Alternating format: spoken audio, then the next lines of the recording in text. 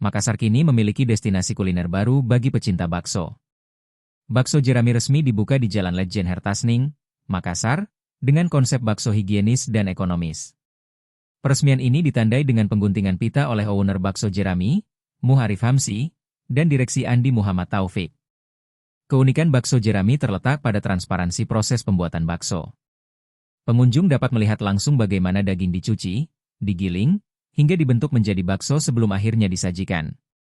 Kami ingin memastikan pelanggan mendapatkan bakso yang sehat dan terjangkau, ujar Arif. Selain bakso dengan berbagai varian, Bakso Jerami juga menawarkan menu mie ayam serta minuman es teler refill. Harga mulai dari Rp18.000, dan selama masa soft launching, tersedia promo menarik, beli 2 porsi, gratis 1 porsi.